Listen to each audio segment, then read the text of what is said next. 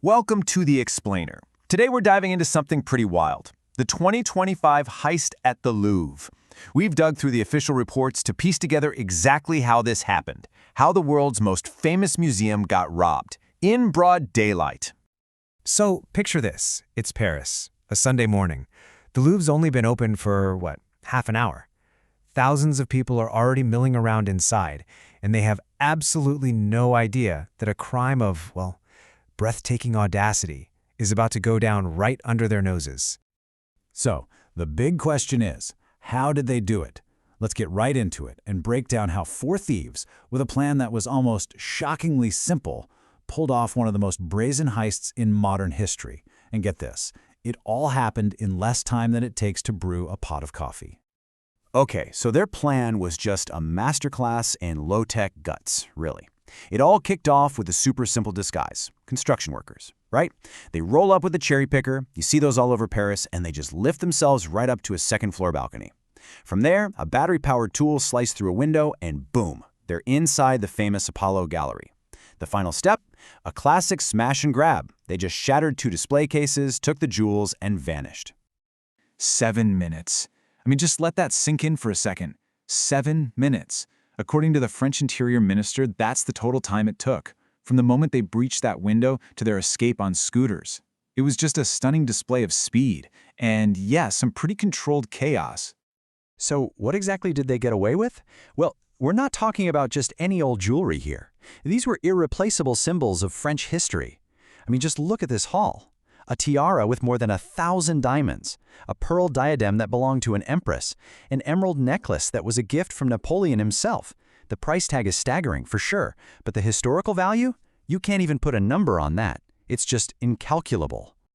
And their escape was just as clumsy and crude as their entry. In the mad dash to get away, they literally dropped the massive crown of Empress Eugenie. Just dropped it right on the street. Now, it was recovered, but it was damaged. It's just a perfect little detail that shows you how brutal and chaotic this whole smash and grab operation really was. Okay, so how in the world was this even possible? At the Louvre, of all places? To really get it, you've got to look back. Because this 2025 heist, it didn't just happen out of nowhere. It was, when you look at the evidence, the predictable climax of a century of failures. Seriously, when you lay it all out, the pattern is just shocking. Look at this timeline. 1911, an insider just walks out with a Mona Lisa. 1976, thieves use construction scaffolding to break in. 1998, a painting disappears from a room with, wait for it, no cameras. Every single one of these was a flashing red light, a warning, a specific vulnerability that, as we now know all too well, was never actually fixed. Let's just talk about the Mona Lisa theft for a second because it's such a fascinating paradox. Before it was stolen, it wasn't even the most famous Da Vinci painting in the Louvre, not even close. But the 2 years of non-stop global media coverage while it was missing, that's what turned it into the icon we know today. It's wild, right? The museum's biggest security screw-up became its single greatest marketing success. And that's the really crucial point here. Nothing about the 2025 heist was new. Not really. Using construction equipment, that's a direct callback to the 1976 robbery. Hitting a room with no cameras, that's the exact same playbook from the 1998 theft. These weren't some brilliant, innovative tactics. They were old, known vulnerabilities that the museum, for whatever reason, just never bothered to fix. And get this, the warnings were even coming from inside the museum. After that 1998 theft, the Louvre's very own director, a guy named Pierre Rosenberg, gave this really stark warning. Turns out it was totally prophetic. He knew his museum was a sitting duck. And it wasn't a one-time thing. Those warnings kept coming, right up until the heist.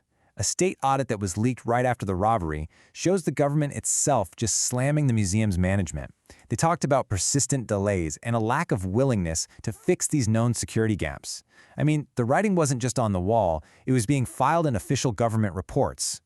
So all of these individual screw-ups, they all point to something much bigger.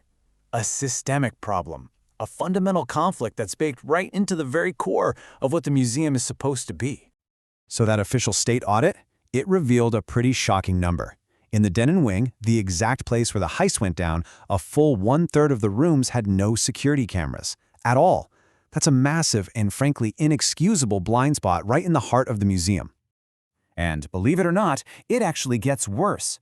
Over in another huge section, the Richelieu wing, an astonishing 3/4 of the rooms had no cameras.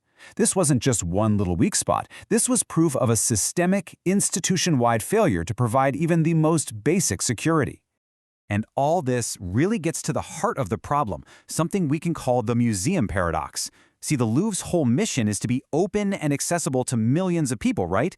But that public mission is in direct conflict with its need to be an impenetrable fortress. So its greatest strength, being open to everyone, is also its greatest weakness. The failure here was so total, so undeniable, that the French government didn't even try to spin it. The justice minister came out and made this incredibly blunt admission to the whole world. He basically acknowledged a catastrophic breakdown in the state's ability to protect its own heritage. You don't hear that every day. So, where do things go from here? The fallout from this heist is way more than just a criminal investigation. It's about a permanent, totally irreversible loss to our shared history. And the consensus among experts is, well, it's pretty grim. These pieces are just too famous to ever be sold on the black market. Everyone would recognize them. So the most likely scenario is just heartbreaking. They'll be destroyed, the gold and silver settings will be melted down, the thousands of individual gems will be pried out and recut to hide where they came from, their unique history will be literally erased, all for the cash value of their raw materials. And, of course, the crime instantly exploded into a political firestorm. Opposition leaders jumped all over it. They used it as this potent symbol of national decline, calling it an unbearable humiliation and a wound to the French soul. They basically weaponized the theft as proof that the state itself was in decay. Ultimately, this whole thing forces all of us to confront a really unsettling question. It's a huge wake-up call, and not just for the Louvre, but for every museum, every cultural institution out there. I mean, if the treasures in the world's most visited museum can be snatched in just 7 minutes, you have to ask yourself, how safe is any of our shared history?